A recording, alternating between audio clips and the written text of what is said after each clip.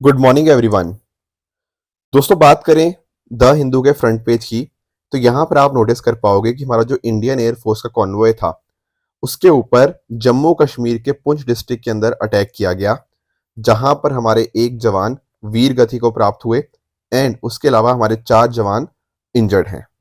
अब यहाँ पर कोशिश जारी है मिलिटेंट्स को लोकेट करने की कि किन्होंने इनके ऊपर यहाँ पे अटैक किया है, तो पूरी यहाँ पे उसके रिगार्डिंग जानकारी और वो कोशिश करी जा रही है।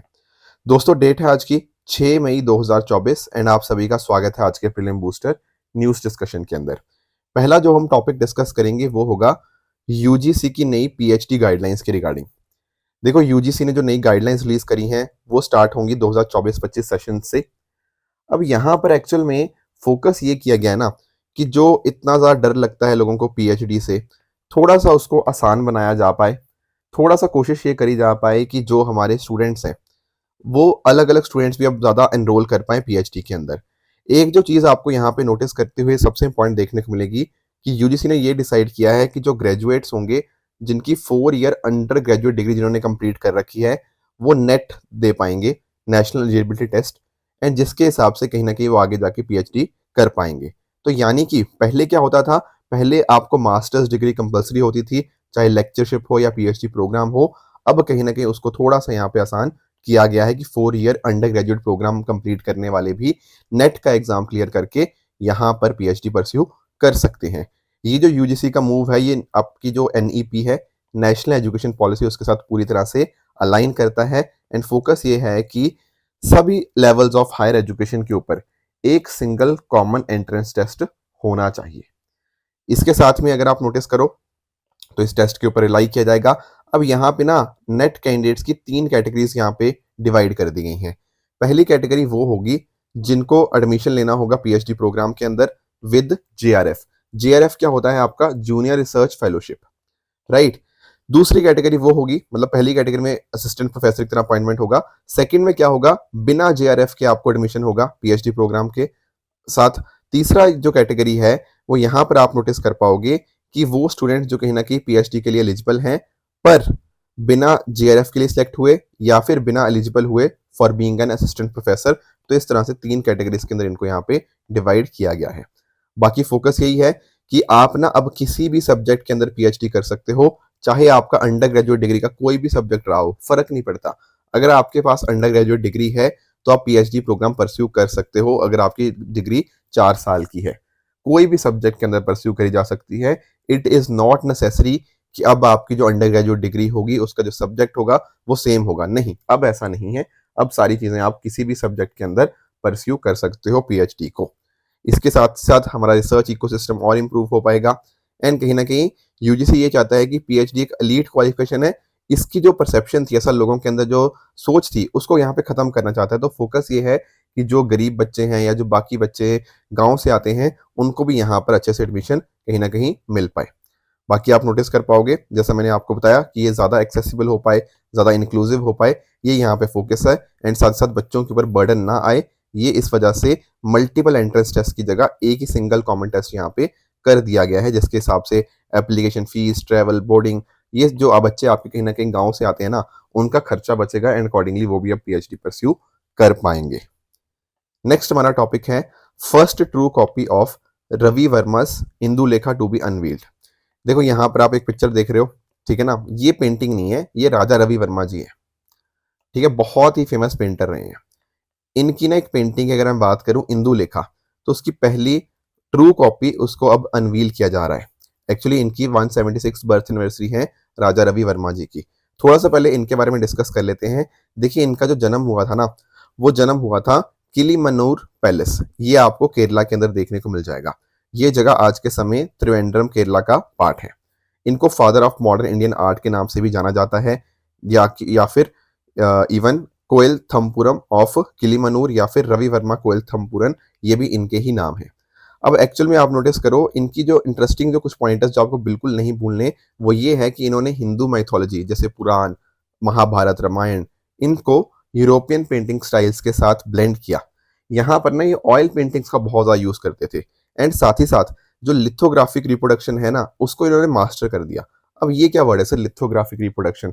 देखो, एक्चुअल में क्या होता है ना, अगर आप मान लो किसी प्लेन सरफेस के ऊपर आप प्रिंटिंग करने की कोशिश करते हो, जैसे मान लो कोई प्रिंटिंग प्रोसेस है जहां पर आप एक फ्लैट स्टोन को ले रहे हो या फिर किसी ना किसी मेटल प्लेट को आप यूज कर रहे हो, राइट, जिसके ऊपर अकॉर्डिंगली आप इमेज एरिया को वर्क किया जाता है।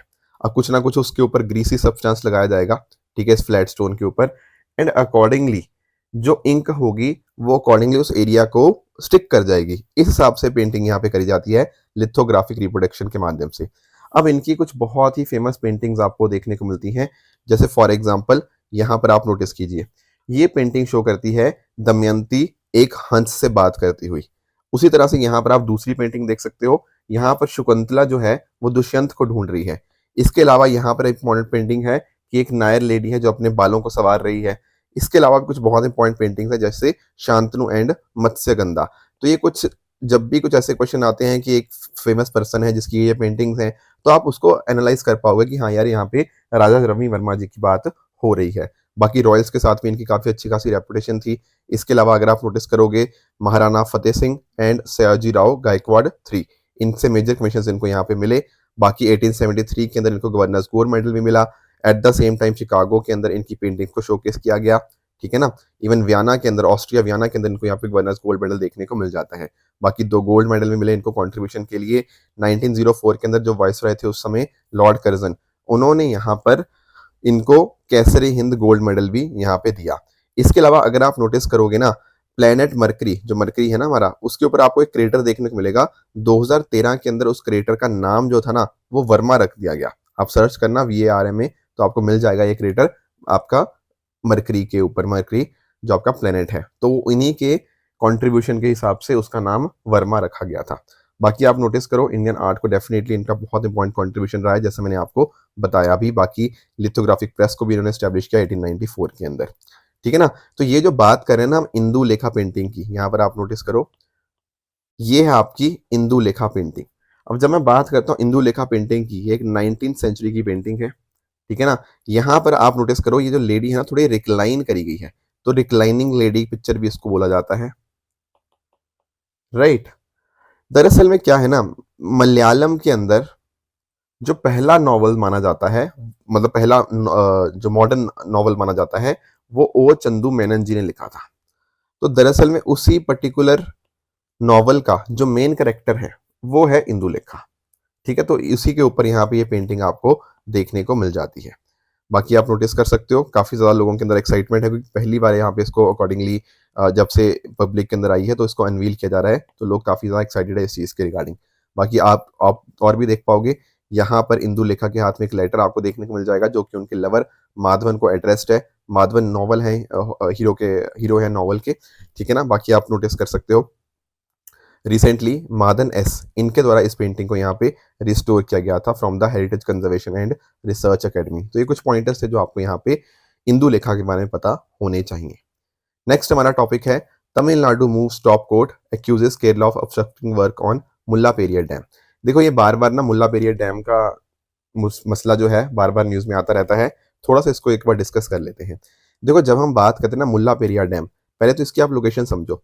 देखो ध्यान से समझना इसकी लोकेशन, ये वाला तो आपका केरला है, ठीक है ना। इधर आपका केरला आ गया, इधर आपका आ गया तमिलनाडु। अब आप नोटिस करोगे ये रहा आपका मुल्ला पेरियार डैम, यहाँ पर जब मैं मार्क कर रहा हूँ ना, ये आपका मुल्ला पेरियार डैम। अब है तो ये जो डैम वो केरला के अंदर है, पर इसको ऑपरेट कौन करता है, इसको ऑपरेट करता है आपका तमिलनाडु। तो ये चीज आपको पता होनी चाहिए। दरअसल में हुआ क्या था ना, 1886 के अंदर एक लीज साइन हुई थी 919 ईयर्स के, 999 ईयर्स के लिए, between Maharaja of Travancore and आपका secretary of state for India for Periyar irrigation works. उसके हिसाब से ये चीजें होगी थी। फिर एट द सेम टाइम आप नोटिस करोगे 1970 के अंदर एक और एग्रीमेंट होता है जिसके माध्यम से तमिलनाडु को परमिशन दी जाती है कि आप यहाँ पे पावर भी जनरेट कर सकते हो। तो इस वजह से ये मुल्ला पेरियार डैम की हिस्ट्री इस तरह से है कि है तो ये आपका केरला के अंदर, पर इसको ऑपरेट करता है आपका तमिलनाडु। अब कंसर्न्स आते रहते हैं, बहुत बार मुद्दा ये आपके कोर्ट्स में भी जाता है। तो अभी क्या हुआ है, तमिलनाडु वापस से सुप्रीम कोर्ट जा रहा है, वो बोल रहा है कि मुल्ला पेरियार डैम के ऊपर हमें कुछ काम करना है, वर्क करना है इसको, एंड अकॉर्डिंगली केरला यहाँ पे बीच में एक तरह से रुकावट का काम यहाँ पे कर रहा है। आप थोड़ा और देखोगे तो आप यहाँ पे नोटिस कर पाओगे, जो भी आपका रेजर्वायर का वाटर होता है उसको पावर जनरेशन के लिए यूटिलाइज किया जाता है in the lower Periyar by Tamil Nadu. फिर यहाँ पर ना आप ये देखोगे सुरुलियर हाइड्रो पावर प्रोजेक्ट, ये वाला यहाँ पे। तो यहाँ पर अगर आप नोटिस करोगे पानी इस तरफ यहाँ पे डाइवर्ट किया जाता है, यहाँ पे डायरेक्ट किया जाता है, जो कि एक ट्रिब्यूटरी है बैगी रिवर की। साथ ही साथ आप नोटिस कर पाओगे तो इस तरह से डिस्प्यूट्स बहुत सारे हैं। तमिलनाडु चाहता है कि कहीं ना कहीं वाटर लेवल को रेज किया जा पाए, केरला बोलता है कि नहीं, इससे कहीं ना कहीं सेफ्टी के ऊपर कंसर्न आता है।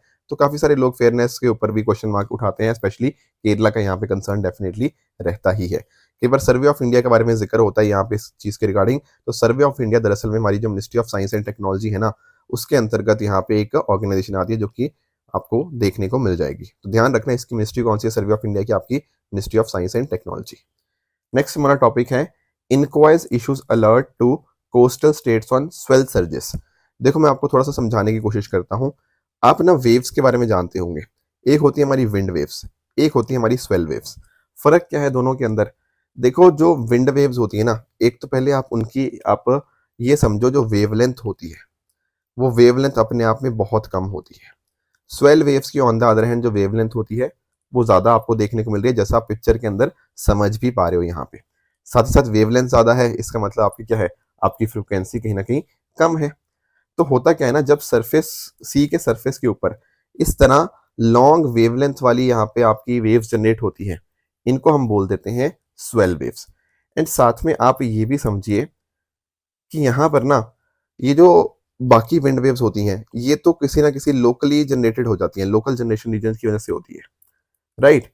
पर यहाँ पर स्वेल वेव्स के अंदर ये चीजें नहीं होती, ये लोकल विंड्स की वजह से नहीं जनरेट होती। हो सकता है कुछ हरिकेन वगैरह आया हो सकता है कुछ स्ट्रॉन्ग विंड्स आई हो बहुत लंबे टाइम के लिए, उसकी वजह से स्वेल वेव्स यहाँ पे जनरेट होती हुई यहाँ पे हमें देखने को मिल जाती हैं। एंड अकॉर्डिंगली जब ये स्वेल वेव्स आपकी कहीं ना कहीं कोस्ट के ऊपर पहुंचेंगी तो उससे काफी ज्यादा खतरा हो सकता है, राइट। एंड जहां से स्वेल वेव्स आ रही है ना, जिस डायरेक्शन से जनरेट हो रही हैं, इनको उस हिसाब से डिफाइन किया जाता है। और इनकी ना स्वेल वेव्स की आप नोटिस करोगे डायरेक्शन भी शेप की काफी हद तक डिफाइंड होती है। On the other hand local winds की ना प्रॉपर शेप होती है ना ही प्रॉपर आपकी प्रॉपर डायरेक्शन होती है। तो ये कुछ फर्क होते हैं between swell waves and wind waves. तो अभी क्या हुआ है ना, इनक्वाइज ने कोस्टल स्टेट्स को अलर्ट इशू किया है इन स्वेल सर्जेस के रिगार्डिंग की बहुत सारी स्वेल वेव्स आ रही हैं, तो कहीं ना कहीं आप थोड़ा अलग अलग आपकी जो भी रिक्रिएशनल एक्टिविटीज है, ऑपरेशनल एक्टिविटीज है, उनके ऊपर रोक लगा दो, क्योंकि इस तरह से जब वेव्स आएंगी तो वहां पे जो लोग रह रहे होंगे या फिर जो लोग घूमने फिरने गए होंगे उनको जिंदगी को खतरा हो सकता है, ठीक है ना। इसके अलावा अगर आप नोटिस करो तो जैसे मैंने आपको बताया था, ये लोकल विंड्स की वजह से अकर नहीं होती हैं। विंड की स्पीड कितनी है, ओशन सरफेस का एरिया कितना है, बाकी ये चीजें कहीं ना कहीं डिफाइन करती हैं इनकी क्या डायरेक्शन होगी, इनकी क्या स्पीड होगी, ठीक है। काफी नैरो रेंज ऑफ फ्रीक्वेंसीज होती हैं। इसके अलावा अगर हम बात करें, इनकी शेप और डायरेक्शन काफी डिफाइंड रहती है। कहाँ से ये स्टार्ट हो रही है उसी के हिसाब से इनको करेक्टराइज किया जाता है। एंड इनकी साथ साथ क्या होती है, वेवलेंथ काफी ज्यादा होती है as compare to normal waves. India में और भी पहले स्वेल वेव्स इस तरह की आती रहती हैं, जैसे फॉर एग्जांपल अभी इस साल ही अगर आप नोटिस करो तो यहाँ पे केरला और लक्षद्वीप को भी कुछ स्वेल वेव्स ने यहाँ पे हिट किया था। कुछ लोग डाउट में होंगे कि सर ये फिर सुनामी क्यों नहीं बोलते इनको। देखो सुनामीज जो होती हैं वो अलग चीज होती हैं। सुनामीज की जब हम बात करते हैं तो आप जानते हो जैसे अंडर वाटर अर्थक्वेक आ गया, कहीं ना कहीं उसकी वजह से यहाँ पे आपकी सुनामी आती है। यहाँ मैं क्या कह रहा, कुछ हरिकेन आ गया या फिर कुछ लंबे टाइम तक कुछ वेव्स आई, उस वजह से यहाँ पे हमें स्वेल वेव्स देखने को मिल जाती हैं। और सुनामी में आप नोटिस भी तो करो, सुनामी तो बहुत खतरनाक होती है, these are 10 times faster than swell waves, ठीक है ना। और अकॉर्डिंगली आप नोटिस करोगे तो स्वेल वेव जब हिट करती है उनकी स्पीड उतनी ज्यादा नहीं होती जितनी यहाँ पे सुनामी की होती है। थोड़ा सा हमें यहाँ पे इनक्वाइस के बारे में भी पता होना चाहिए। इनक्वाइस का मतलब है Indian national centre for ocean information services. जैसे इसने यहाँ पे अभी अलर्ट इशू किया ना, तो ये इसी का काम रहता है। ये आता है आपकी ministry of earth sciences ministry के अंतर्गत, ठीक है ना। साथ साथ इसको स्टैब्लिश किया गया था 1999 के अंदर एज एन ऑटोनोमस बॉडी। तो जो भी ओशन डेटा होता है, इंफॉर्मेशन एडवाइजरी सर्विसेज होती है लोगों को, गवर्नमेंट को, साइंटिफिक कम्युनिटी को, इनके द्वारा यहाँ पे प्रोवाइड करी जाती हैं। हमारे पास एक स्वेल सर्च फोरकास्ट सिस्टम भी है जिसको इनक्वाइस ने ही लॉन्च किया था, ताकि हमें 7 दिन पहले ही पता लग जाए कि हाँ यार कुछ स्वेल वेव यहाँ पे आने वाली है। दोस्तों अगला हमारा टॉपिक है Madras high court upholds doctors bond agreement. देखो एक्चुअल में क्या होता है ना, जैसे लोग एमबीबीएस करते हैं, ठीक है ना, फिर उसके बाद एमडी करते हैं या एमएस वगैरह करते हैं, राइट। अब ना हर स्टेट का अपना अपना प्रोसेस चलता है। क्या मतलब, देखो जैसे फॉर एग्जांपल या तो अब एमबीबीएस या एमडी करते टाइम आप एक गवर्नमेंट हॉस्पिटल में एडमिशन ले सकते हो, जहाँ पे फीस वगैरह बहुत ही कम होती है। ऑन द अदर हैंड आप प्राइवेट हॉस्पिटल में लेते हो, जहाँ पर फीस सर बहुत बहुत ज़्यादा होती है डॉक्टर्स के लिए, तो है ना? तो ये चीज़ें आपको पता होंगी। अब देखो जब गवर्नमेंट हॉस्पिटल के अंदर आप यहाँ पे एडमिशन ले रहे हो, बहुत ही कम फीस के अंदर, तो एक्सपेक्टेड ये रहेगा कि आप बाद में पता क्या करोगे? आप बाद में कहीं और जाने से पहले आप वहाँ के लोगों को क्या दोगे? सर्विसेज प्रोवाइड करोगे। कहने का मतलब क्या है? मैं आपको समझाता हूँ। जैसे एमबीबीएस पता क्या होती है? 4.5 साल की होती है, फिर 1 साल की इंटर्नशिप होती है। अब अगर आपने गवर्नमेंट हॉस्पिटल में पढ़ाई करी है, जहाँ पर फीस बहुत ज़्यादा सस्ती थी, तो सरकार आपसे एक्सपेक्ट करेगी कि मान लो 1 साल आप वहाँ काम करोगे। ये काम क्यों कर रहे हो? क्योंकि देखो आपके लिए इतनी कम फीस के अंदर ये चीज़ थी, तो आपकी एक्सपेक्टेड है, आप भी आपसे एक्सपेक्टेशन ये है कि आप भी ह्यूमैनिटी के लिए सर्व करोगे। तो 1 साल का ना आपका बॉन्ड होता है कि आपको 1 साल वहाँ पे काम करना ही करना है। सर अगर मैं ना काम करना चाहूँ तो कुछ पैसे पे करने पड़ेंगे, मान लो 5 लाख हो गया या ऐसे कुछ। सिमिलर मैनर में आप एमडी एमएस करते हो किसी पर्टिकुलर गवर्नमेंट हॉस्पिटल से, तो वहां पर भी ये चीज एप्लीकेबल होती है। मैं फिर से बता दूं, ये स्टेट टू स्टेट वेरी करता है, ठीक है ना? एजुकेशन एक स्टेट मतलब एजुकेशन के रिगार्डिंग आपकी मतलब ऐसे तो कॉन्फ्रेंस लिस्ट में आता है, पर स्टेट्स भी इसके रिगार्डिंग अपने अलग अलग कानून बनाते हैं। तो आप नोटिस करोगे हर स्टेट टू स्टेट में ये चीज अलग है। किसी जगह 1 साल का बॉन्ड है, किसी जगह 2 साल का बॉन्ड है, कितने पैसे देने हैं वो भी अलग अलग जगह पे अलग अलग आपको देखने को मिल जाता है। तो अभी ये मुद्दा गया था मद्रास हाई कोर्ट के अंदर। वहां कुछ बच्चों ने बोला यार ये बॉन्ड वगैरह हमसे मत साइन करवाया करो, ठीक है ना? ये मतलब कहीं ना कहीं ये इशू है, मतलब कि आप पब्लिक हॉस्पिटल में हमें बोलते हो कि 2 साल के लिए सर्व करना है, ये बात ठीक नहीं है। तो कहीं ना कहीं मद्रास हाई कोर्ट ने बोला कि नहीं, ऐसा कुछ नहीं है, बॉन्ड एग्रीमेंट बिल्कुल ठीक चीज है। मद्रास हाई कोर्ट ने ये बोला कि देखो मेडिकल प्रोफेशन का ऑब्जेक्टिव ही क्या है कि कहीं ना कहीं वो ह्यूमैनिटी को सर्विसेज दे पाए, राइट? तो इस तरह से अगर आप बोलोगे कि यार हम गवर्नमेंट हॉस्पिटल में काम नहीं करेंगे, हम पुअर पेशेंट्स को ट्रीटमेंट नहीं देंगे, आपने बॉन्ड के ऊपर एग्रीमेंट भी कर दिया, ये कहीं ना कहीं आपके मेडिकल एथिक्स के ही अगेंस्ट जाता है, ठीक है ना? आपको जो एजुकेशन मिली है वो कहीं ना कहीं उनके एक्सपेंस के ऊपर मिली, जो इतने सस्ते दामों के ऊपर। तो आप ये सब चीजें मना नहीं कर सकते, या फिर या तो मना कर रहे हो तो बॉन्ड का पैसा भर के जाओ, नहीं तो आप जो भी जिस स्टेट में जो भी है, मान लो किसी जगह 1 साल है, किसी जगह 2 साल है, तो आपको बॉन्ड पीरियड को कंप्लीट करना ही पड़ेगा। जैसे मध्य प्रदेश के अंदर ना 1 साल का बॉन्ड एग्रीमेंट आपको देखने को मिलता है। इस तरह अलग अलग स्टेट्स के अंदर अलग अलग रूल्स आपको देखने को मिल जाएंगे। दोस्तों इसके अलावा मैंने आपको एक होमवर्क दिया था एनएसआर के बारे में, नॉर्दर्न सी रूट के बारे में। तो बिल्कुल आप सबने बिल्कुल, जैसे यहाँ पे शिवम ने, लारा कौशिक ने, इन लोगों ने बिल्कुल यहाँ पे सही जवाब दिया है। थोड़ा सा नॉर्दर्न सी रूट को भी हम यहाँ पे डिस्कस कर लेते हैं। दोस्तों जब हम बात करते हैं नॉर्दर्न सी रूट की, तो पहले ना आप यहाँ पर एक चीज समझो, यहाँ पर आपको एक इंपॉर्टेंट पोर्ट के बारे में जानकारी होनी चाहिए, जिसका नाम है मुरमास्क रीजन या मुरमास्क पोर्ट। थोड़ा सा आप ध्यान में दीजिएगा, यहाँ पर आपको ये मुरमास्क जो है ये व्हाइट सी और बेरेंट सी, मतलब बेसिकली बेरेंट सी के अंदर देखने को मिल जाएगा। और यहाँ पर आपको कोला पेनिनसुला के बारे में भी जानकारी होनी चाहिए। ये यहाँ पे आप वर्ल्ड मैप के लोकेशन से पर्सपेक्टिव समझ पाओगे कहाँ पर हम यहाँ पे बात कर रहे हैं।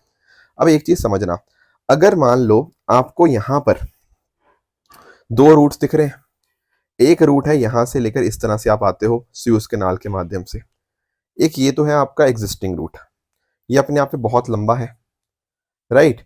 ऑन द अदर हैंड एक दूसरा रूट आपको देखने को मिल रहा है इधर से, this is known as northern sea route. ये अपने आप में अगर आप नोटिस करोगे ना तो 2 तरह से बेहतर हो जाएगा। कैसे? पहली बात तो जब हम बात कर रहे हैं यूरेशिया और आपका एशिया पैसिफिक रीजन, इन दोनों को कनेक्ट करने के बीच में जो सबसे शॉर्टेस्ट शिपिंग रूट है वो कौन सा है? आपका एनएसआर यानी कि नॉर्दर्न सी रूट। अब इंडिया भी इसके अंदर इन्वॉल्व हो रहा है, क्योंकि इंडिया का भी ना, ये जो मैं आपको पोर्ट दिखाया मैंने आपको, मुरमास्क पोर्ट, यहाँ से अच्छा खासा हम भी यहाँ पे सामान यहाँ पे अकॉर्डिंगली मैनेज कर रहे हैं, इनसे ट्रेड यहाँ पे हम कर रहे हैं इस पोर्ट के माध्यम से। और क्योंकि अगर इस पर्टिकुलर रूट के ऊपर हम अकॉर्डिंगली बेहतर करते हैं, कहीं ना कहीं इकोनॉमिकली बेहतर है, फ्यूल हमारा बचेगा क्योंकि डिस्टेंस कम है, एंड अकॉर्डिंगली लेबर और बाकी चीज़ें भी कहीं ना कहीं बचेंगी। बाकी आप नोटिस करो यार, स्यूज कैनाल के अंदर तो बहुत सारे इश्यूज भी आते हैं, कई बार पायरेसी का यहाँ पर इशू आ जाता है कुछ इस रीजन के आसपास। Plus eight the same time sues canal के अंदर इतना ज़्यादा ट्रैफिक होता है कि कई बार लंबी लंबी क्यूज वगैरह लगती हैं, तो वो चीज़ें वहाँ पर भी यहाँ नहीं होंगी। तो ये कुछ फ़ायदे आपको देखने को मिलते हैं, हालांकि कुछ चैलेंजेस भी हैं, क्योंकि ये एरिया बहुत ही ठंडा है अपने आप में, तो कई बार ना आइस वगैरह जमी रहती है इसके ऊपर, तो वो कुछ इश्यूज भी हैं। पर आपको इस नॉर्दर्न सी रूट के बारे में चीज़ें पता होनी चाहिए, मैंने सारी डिटेल्स भी यहाँ पे आपके लिए दे दी हैं। आज का आपका होमवर्क रहेगा नटूना आइलैंड के रिगार्डिंग, जिसका आंसर मुझे आप नीचे कमेंट्स में बताओगे कि आपके हिसाब से नटूना आइलैंड कहाँ पर है। आज का आपका होमवर्क ट्रू फॉल्स के अंदर ये रहेगा। इन चारों क्वेश्चंस के आंसर मुझे आप नीचे ट्रू फॉल्स के माध्यम से कमेंट्स में बता सकते हो। वर्ल्ड प्रेस फ्रीडम इंडेक्स मैंने आपको सैटरडे होमवर्क भी दिया था, उसका आंसर भी आप मुझे बता सकते हो। ये हमने सैटरडे को पढ़ लिया था। उस दिन मैंने आपको जो होमवर्क दिया था उसका आंसर डिस्कस कर लेते हैं। शख्सकम वैली की बात करें तो आपको ये जम्मू एंड कश्मीर के अंदर देखने को मिलता है, ना कि सिक्किम के अंदर। पहला गलत है। इन ट्रांस प्रोग्राम की बात करें तो ये आपका मीटी मिनिस्ट्री के अंतर्गत आता है, ministry of electronics and information technology के अंतर्गत। दूसरा गलत है। बाकी तीसरे की अगर हम बात करें तो यहाँ पर आपका स्टेटमेंट करेक्ट है। इसके अलावा आज का आपका पहला होमवर्क रहेगा 2017 का ये क्वेश्चन रिगार्डिंग रिवर तीस्ता के, एंड दूसरा आपका होमवर्क रहेगा माइक्रो बीड्स के रिगार्डिंग। साथ ही साथ 2022 का मैंने आपको जो होमवर्क दिया था इकोनॉमी का, यहाँ पर जो पहली स्टेटमेंट है ना, वो यहाँ पे आप नोटिस करोगे कि वो गलत हो जाती है। जब इन्फ्लेशन हाई होती है उस केस में आरबीआई क्या करता है, आरबीआई गवर्नमेंट सिक्योरिटीज सेल करता है। आरबीआई गवर्नमेंट सिक्योरिटी सेल करेगा, कहीं ना कहीं बदले में यहाँ से पैसा लेगा वापस, तो मनी यहाँ पे लोगों के हाथ में पैसा कम हो जाएगा। तो एक्चुअल में ना गवर्नमेंट सिक्योरिटी सेल करने से आपकी इन्फ्लेशन कंट्रोल में आती है, बाय करने से तो ग्रोथ प्रमोट होती है। तो पहला आपका गलत हो जाएगा। बाकी दोनों डेफिनेटली करेक्ट है कि रुपया अगर नीचे जा रहा है, मान लो $1 इक्वल टू 60, आपका $1 इक्वल टू 80 हो रहा है, उस केस में कह रहा है कि आरबीआई डॉलर्स को सेल करेगा मार्केट के अंदर। बिल्कुल सही बात है, ताकि मार्केट में जो एक्सेसिव डिमांड हो रखी है डॉलर की, उसको कहीं ना कहीं मैनेज किया जा पाए। तीसरे स्टेटमेंट की बात करें कि इंटरेस्ट रेट अगर बाकी जगह पे गिरेंगे, उस वजह से आरबीआई कहीं ना कहीं डॉलर्स को इंड्यूस करेगा। ये बात भी बिल्कुल ठीक है। अगर इंटरेस्ट रेट्स कम हो रहे हैं तो कहीं ना कहीं वो पैसा इंडिया में डालने की कोशिश करेंगे, तो जिस वजह से आरबीआई कोशिश करेगा उन डॉलर्स को खरीदने की, ताकि सारी चीजें प्रॉपर्ली मेंटेन रहें। तो आंसर आपका ऑप्शन नंबर बी 2 एंड 3 बन जाएगा। दूसरा मैंने आपको जो होमवर्क दिया था कुछ प्लेसेस और रिवर्स के रिगार्डिंग, जब हम बात करते हैं पंढरपुर सिटी की, तो दरअसल में आपको ये महाराष्ट्र के अंदर देखने को मिलती है। डेफिनेटली यहाँ से चंद्रभागा रिवर आपको उसी के बैंक्स के ऊपर लोकेटेड है।